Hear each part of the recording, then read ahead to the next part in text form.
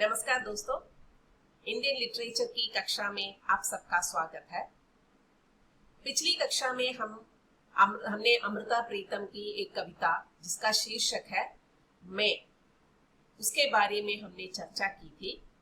आज अमृता प्रीतम की ही एक और कविता कुंवारी, जिसका शीर्षक है कुंवारी, उसके बारे में आज हम पढ़ेंगे। अमृता प्रीतम के बारे में एक संक्षिप्त जानकारी पिछली कक्षा में मैंने दी थी, उसे दोबारा याद रखने की कोशिश कीजिएगा। देखिए, अमृता प्रीतम पंजाबी की सबसे लोकप्रिय लेखकों में से एक थी, जिन्हें पंजाबी की प्रथम कवयित्री मानी जाती है। उनका जन्म कब हुआ था? उनका जन्म 1919 में हुआ था। 50 से अधिक कृतियां उनकी प्रकाशित हो चुकी है। उन्हें साहित्य अकादमी पुरस्कार और ज्ञानपीठ पुरस्कार से भी नवाजा गया था। 1969 में उन्हें पद्मश्री मिली थी और 2004 में पद्म विभूषण की उपाधि से भी उन्हें सम्मानित किया गया था। 2005 में उनकी मृत्यु हो गई थी। पिछली कक्षा में यही संक्षिप्त जानकारी मैंने दी थी, उसे मैं दोबारा आपके सामने प्रस्तुत कर रही हूँ ताकि आपको याद आ जाए और सीधे हम कविता की ओर जाएंगे। देखिए, कुंवारी। मैंने जब तेरी सेज पर पैर रखा था, मैंने जब तेरी सेज पर पैर रखा था, मैं एक नहीं थी, दो थी। मैंने जब तेरी सेज पर पैर रखा था, मैं एक नहीं थी, दो थी। एक समूची ब्याही और एक समूची कुंवारी। मैंने जब तेरी सेज पर पैर रखा था, मैं एक नहीं थी, दो थी। एक समूची ब्याही और एक समूची कुंवारी। तेरे भोग की खातिर मुझे उस कुंवारी को कत्ल करना था। तेरे भोग की खातिर मुझे उस कुंवारी को कत्ल करना था। मैंने कत्ल किया था। ये कत्ल जो कानूनन जायज होते हैं, सिर्फ उनकी जिल्लत नाजायज होती है। ये कत्ल जो कानूनन जायज होते हैं, सिर्फ उनकी जिल्लत नाजायज होती है और मैंने उस जिल्लत का जहर पिया था। ये कत्ल जो कानूनन जायज होते हैं, सिर्फ उनकी जिल्लत नाजायज होती है और मैंने उस जिल्लत का जहर पिया था। फिर सुबह के वक्त एक खून में भीगे हाथ देखे थे। फिर सुबह के वक्त एक खून में भीगे हाथ देखे थे। हाथ धोए थे बिल्कुल उसी तरह जो और गंदले अंग धोने थे।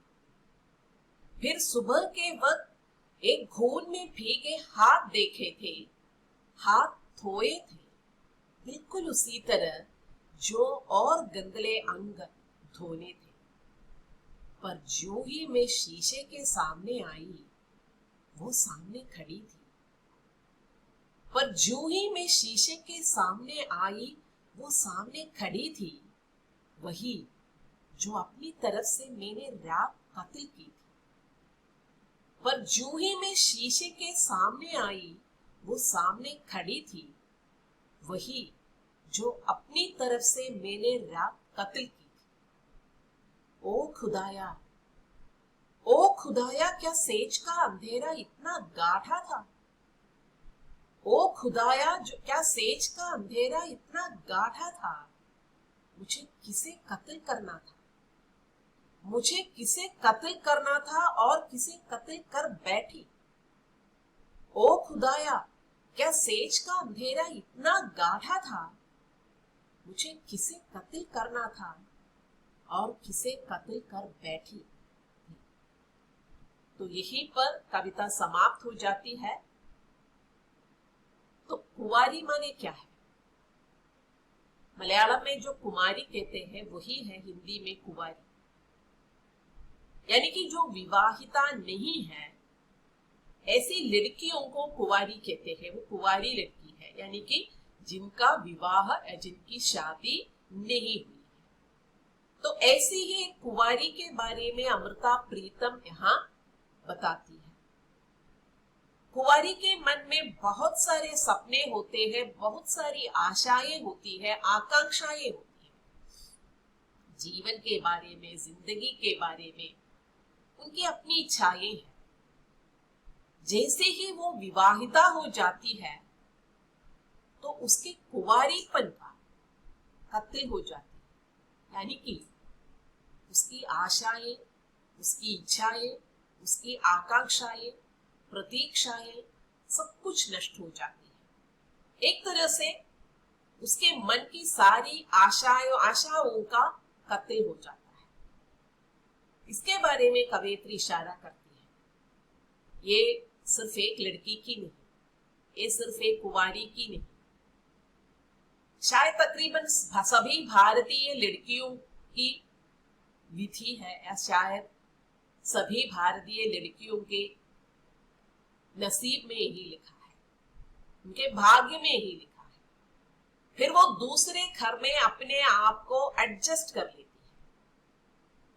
ये कौन करता है ये कत्ल? खुद वही करती है। वही अपने आप को ससुराल के अनुसार अपने आप को ढालती है। हमने कई कहानियां सुनी, कई घटनाएं देखी, कई खबरें पढ़ी, इन सभी में यही है। हाँ, वर्तमान समाज में नारी की आवाज उठ रही है, नारी अपने अधिकारों के लिए लड़ रही है, पुरुषों के कंधे से कंधे मिलाकर कोई भी कार्य करने के लिए वो आगे आ रही है। बहुत ही सकारात्मक बात है। लेकिन आज भी भारत में बहुमत से कुंवारियों की कत्ल हो जाती है, यानी कि कुंवारियों की आशाओं की, इच्छाओं की, सपनों की हत्या हो जाती है। उसी की ओर इशारा करते हुए कवयित्री की ये कविता शुरू होती है। मैंने जब तेरी सेज पर पैर रखा था, मैं एक नहीं थी, दो थी। देखिए, मैंने जब तेरी सेज पर पैर रखा था, एक औरत यानी कि एक लड़की, विवाहिता लड़की अपने पति से कहती है, देखो मैंने तेरी सेज पर, सेज माने बिस्तर है, लेकिन यहां हम लेंगे तेरे घर पर या तेरे जीवन पर, तेरी जिंदगी पर, मैंने जब पैर रखा था तो मैं एक नहीं थी, दो थी। दो व्यक्तित्व था मेरा। कौन कौन थे वे? एक समूची ब्याही, एक तरफ से मैं विवाहिता थी, मैं ब्याही थी, तुम्हारे द्वारा मैं ब्याही गई थी, मैं दूसरे घर आ रही थी। और दूसरा व्यक्तित्व तो क्या था? और एक समूची कुंवारी भी थी। कल तक मैं अपने घर की लड़की थी, अपने घर में सभी का प्यार पाकर बढ़ने वाली एक लड़की थी। जिस तरह तुम अपने घर में थे, जिस तरह पति अपने घर में सबका लाडला था, उसी तरह मैं भी अपने घर में सबकी लाडली थी। मैं अपने माँ बाप की लाडली थी। तो एक तरफ से मैं समूची ब्याही थी, तो दूसरी तरफ से समूची कुंवारी भी थी। तो मुझे इस घर में अपने आप को एडजस्ट करना था, ढालना था, लेकिन कैसे ये मुझे पता नहीं था। तो मैंने क्या कर दिया? तेरे भोग की खातिर, तेरे सुख की खातिर मुझे उस कुंवारी को कत्ल करना था। कल तक मैं अपने घर में जिस व्यक्तित्व को लेकर जी रही थी, उस व्यक्तित्व की हत्या करनी थी मुझे, ताकि मैं, तुम जिस तरह चाहो उसी तरह मैं रह सकूं। हमेशा ऐसा होता है, स्त्री पुरुषों की इच्छा के अनुसार अपने आप को बदल देती है। उनकी इच्छाएं चाहे क्या क्या हो, लेकिन वो अपनी इच्छाओं की हत्या करती, अपनी इच्छाओं को अपने मन में दबा के पुरुषों के सुख की खातिर, पुरुषों के भोग की खातिर अपने आप को बदल देती है। इसी के बारे में कवयित्री कहती है, मैंने जब तेरी सेज पर पैर रखा था तो मैं एक नहीं थी, दो थी, एक समूची ब्याही थी। एक तरफ से मैं तुम्हारे द्वारा ब्याही गई बहू थी, विवाहिता थी, लेकिन कल तक मैं अपने घर में अपने माँ बाप की लाडली एक कुंवारी लड़की थी। मेरे सपने थे अपने, तो मैं कुंवारी लड़की, इस तरह दो व्यक्तित्व को लेकर मैं तुम्हारे घर आई थी, तुम्हारे सेज पर पैर रखा था, तुम्हारी जिंदगी पर मैंने प्रवेश किया था, है ना। और तेरे भोग की खातिर मुझे उस कुंवारी को कत्ल करना था। लेकिन देखिए, ये किसी और ने नहीं किया, खुद उस लड़की ने किया। यही तो विडंबना है। लड़कियों को शादी करवा के जब ससुराल में भेजती है तो लड़कियों को उपदेश देती है उनके माँ बाप, देखो ससुराल वालों की इच्छा के अनुसार जीना, यही होता है। तेरी इच्छा के अनुसार जीना, तेरी अपनी राय के अनुसार जीना, तुझे जो सही लगे वही करना, ऐसा उपदेश कभी नहीं देता। हाँ, शायद कुछ माँ बाप देते जरूर है हाल ही में या वर्तमान समाज में, लेकिन बहुत से परिवारों में बताते हैं लड़कियों को माहौल के अनुसार अपने आप को बदलना है। तो इसलिए लड़कियां क्या करती है, अपने अंदर की कुंवारी को कत्ल करती है, अपने अंदर के कुंवारी के सपनों को, इच्छाओं की हत्या करती है वो खुद, ताकि अपनी जिंदगी ठीक तरह से वो जी सके, ताकि उसके मन में शांति मिल सके, उसे चैन मिल सके। देखिए आगे कवयित्री क्या कहती है, उसके पहले ये देखिए इतनी जो पंक्तियां हैं उसका भावार्थ क्या है। एक औरत मर्द से कहती है कि मैंने जब तेरी सेज पर पैर रखा था मैं एक नहीं थी, दो थी, एक विवाहिता नारी और एक कुंवारी नारी। कुंवारी नारी की अपनी इच्छाएं थी, पर तेरे भोग की खातिर मैंने उस कुंवारी का कत्ल किया था। आगे की पंक्तियां देखिए, मैंने कत्ल किया था, ये कत्ल जो कानूनन जायज होते हैं, सिर्फ उनकी जिल्लत नाजायज होती है। पर मैंने उस जिल्लत का जहर पिया था। देखो, मैंने कत्ल किया था, किसका कत्ल किया था? मैंने अपने अंदर के कुंवारी की हत्या की थी, कुंवारी का कत्ल किया था। कत्ल यानी कि हत्या कानूनन नाजायज होते हैं, यानी कि इल्लीगल होते हैं, कानूनन ठीक नहीं होते। लेकिन ये जो कत्ल जो है, एक लड़की अपने अंदर के सपनों की हत्या करती है, वो हत्या, वो कत्ल कानूनन जायज होते हैं, क्योंकि उस हत्या के बारे में किसी को पता नहीं चलता। ये इस हत्या के बारे में सिर्फ उस कुंवारी को पता चलता है जिसने वो हत्या की थी, क्योंकि अपने अंदर के व्यक्तित्व को, वो कल तक जो व्यक्तित्व था उसका, उस व्यक्तित्व की हत्या उसने की। तो उस हत्या के बारे में सिर्फ वो कुंवारी ही जानती है, और कोई नहीं जानता। तो इसलिए वो हत्या क्या है, कानूनन जायज होती है। कानून यहाँ कौन सा कानून है? पारिवारिक कानून है। भारतीय परिवारों का एक कानून है, लड़कियों को ससुराल में अपने आप को बदलना है। किसके अनुसार? ससुराल वालों की इच्छा के अनुसार। ससुराल वाले, सास ससुर और पति जो भी कहेंगे उसके हाँ में हाँ मिलाकर बिल्कुल चुपचाप अपनी जिंदगी को आगे करनी है। तो यही कानून है। तो इसलिए जब कुंवारी अपने अंदर के सपनों की हत्या की तो वो कानूनन जायज हो गया। लेकिन उसकी जिल्लत जो है, जिल्लत माने क्या है? उसकी पीड़ा। इस तरह अपने अंदर के सपनों की हत्या करने से जो जिल्लत होती है, जो पीड़ा होती है, वो नाजायज होती है, वो इल्लीगल है। किसके लिए इल्लीगल है?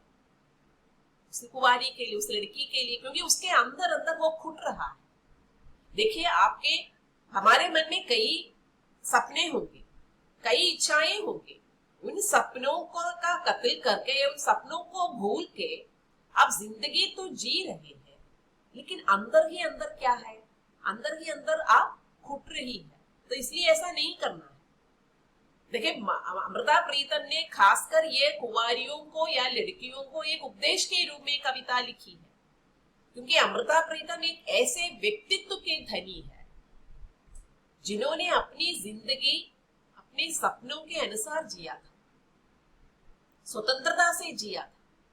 उन्होंने, उनकी भी शादी हो गई थी 16 साल की उम्र में, बहुत ही कम उम्र में शादी हो गई थी। परिवार वालों ने बहुत ही पहले उनकी शादी किसी और के साथ तय किया था, उसी के साथ उनकी शादी हो गई, उनके 2 बच्चे भी हो गए।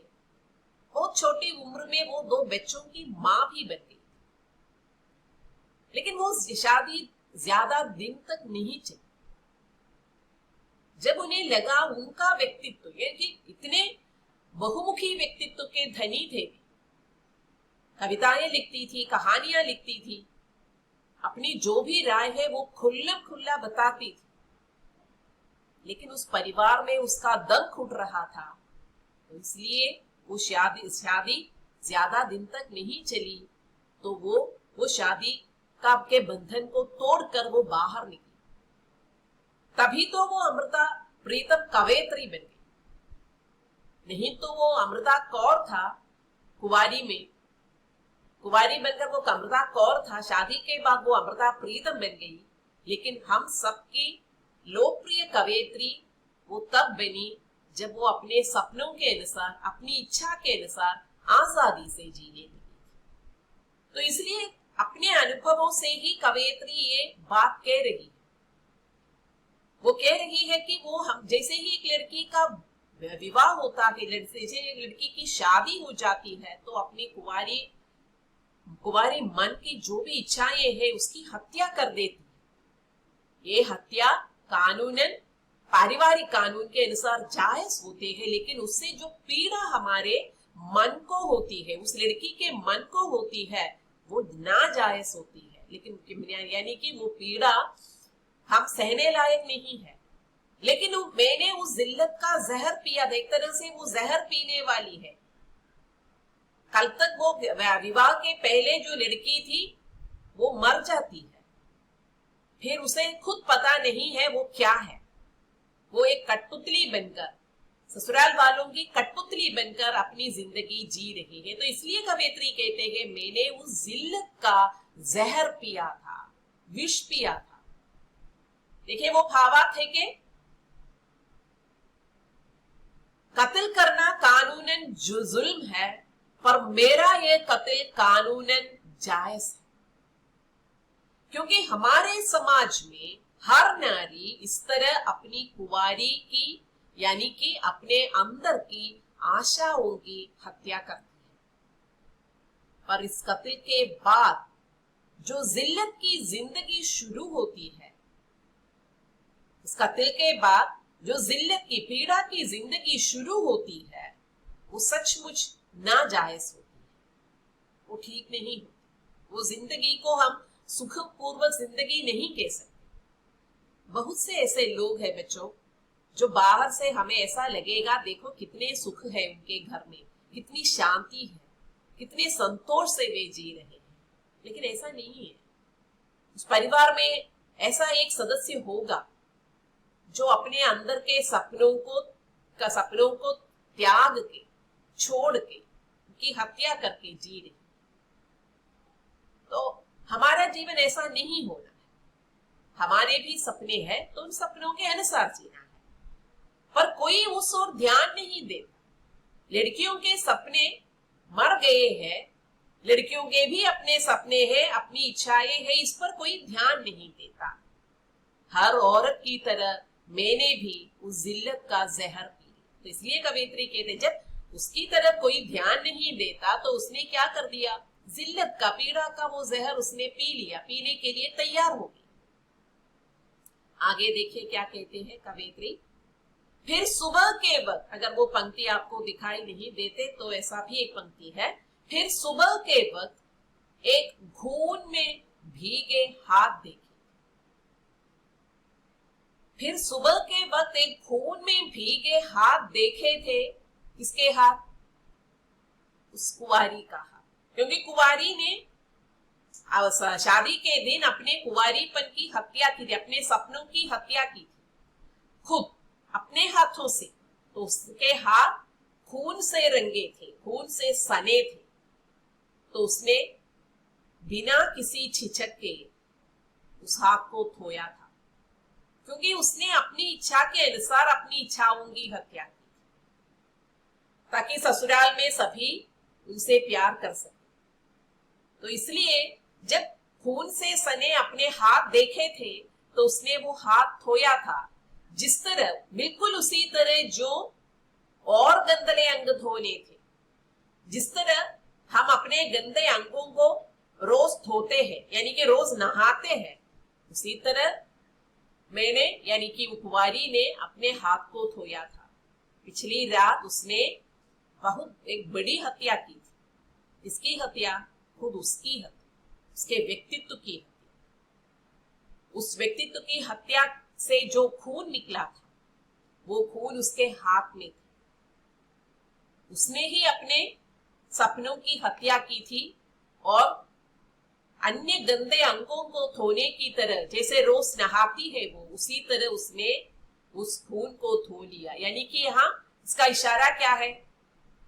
वो भूल गई अपने सपनों को, वो भूल गई, सबको सबको तिलांजलि दे दी, सबको त्याग किया उसने। कल तक वो क्या था, कल तक वो क्या थी, इसी को ही वो भूल गई।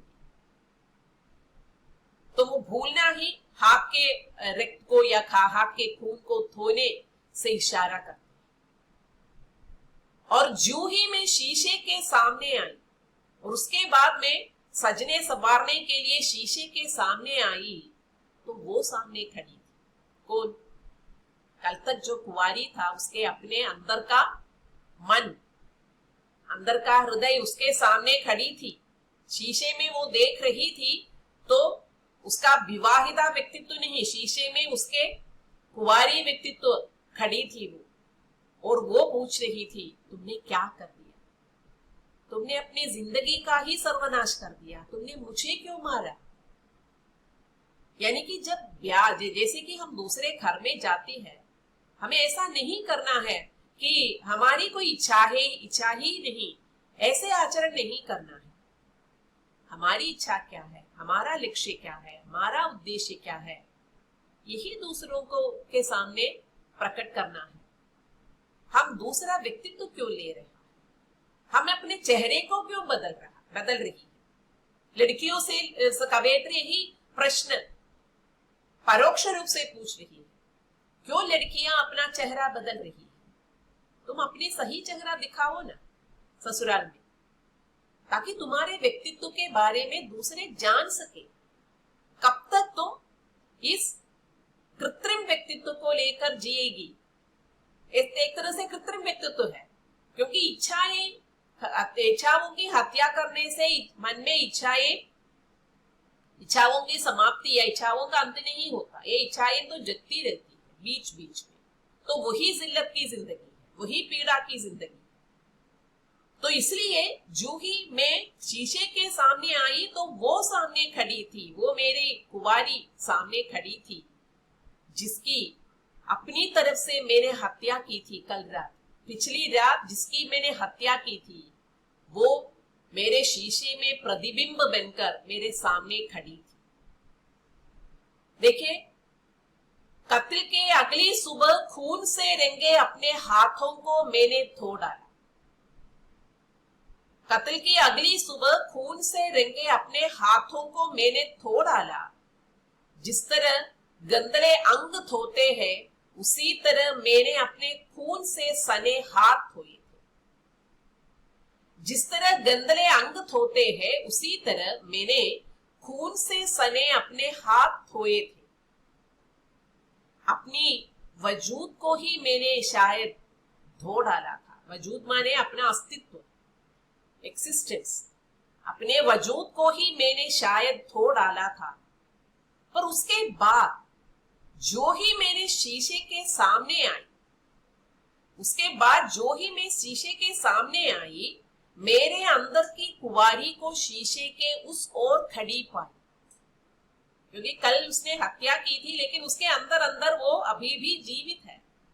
तो इसलिए उसका प्रतिबिंब, कभी कभी ऐसा होता है, हम कोई कार्य करते हैं तो हमारा मन ही हमसे पूछते हैं क्या तुमने सही किया था। इसे हम सेल्फ कॉन्शियस कहते हैं। एक खुद का एक जो बोध होता है, वो हमसे आकर पूछता है कि देखो देखो तुमने सही किया था। उसी का कत्ल मैंने पिछली रात किया था, मैंने उस कुंवारी का कत्ल किया था, लेकिन देखो आज मेरे शीशे के सामने वो खड़ी है।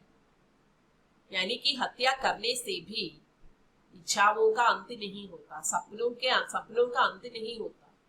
ये सपने तो बराबर हमारे मन में उठते रहेंगे और हमसे पूछते रहेंगे तुम्हें यही करना है क्या, तुम्हारी इच्छाएं नहीं है क्या। तो ये प्रश्न खुद हम अपने आप से हमेशा पूछते हैं। आप खुद सोच लीजिए, अपने ही घर में एक लड़की होने के कारण आपने कितनी बार अपनी इच्छाओं को त्याग दिया। क्योंकि आपके घर में क्या ऐसा उपदेश नहीं मिलता कि तू लड़की है इसलिए तुझे एडजस्ट होकर रहना है, तू लड़की है तो दूसरे घर में जाने वाली है तो इसलिए थोड़ा संभाल कर रहो। ऐसे उपदेश आपको मिलते हैं ना। तो यही है, तो यही वजह है, भारतीय परिवारों की यही अवस्था है। सभी तू लड़की है हमेशा कहती है, बचपन से लेकर हम ये सुनते आ रहे हैं कि तू लड़की है तू वो कर, तू लड़की है तू ये कर, तू लड़की है तो इसलिए खाना पका, वो लड़का है तो इसलिए ज्यादा खाना। तो ये जो लड़का है तो इसलिए उसकी आजादी है, लड़की है इसलिए तो उतनी आजादी नहीं है। तो ये जो भेदभाव हमारे समाज में कितने दिनों से, इतने सालों से रहते हैं, परंपरा से रहते हैं। हाँ, वर्तमान काल में उसमें काफी सुधार जरूर आई है, लेकिन आज भी ये जो लड़की लड़के का भेदभाव रहता है। इसलिए शादी होके लड़की लड़के के घर जाती, लड़का तो इधर नहीं आता।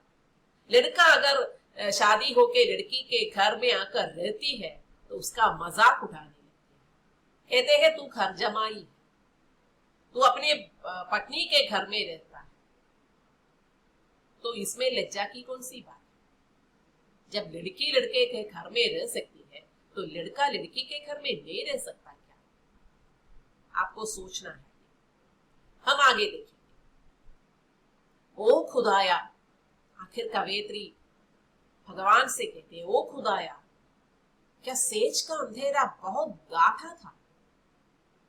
कल मैंने जिसकी हत्या की थी अपने बिस्तर में या अपने कमरे में, तो वहां क्या अंधेरा बहुत गाढ़ा था।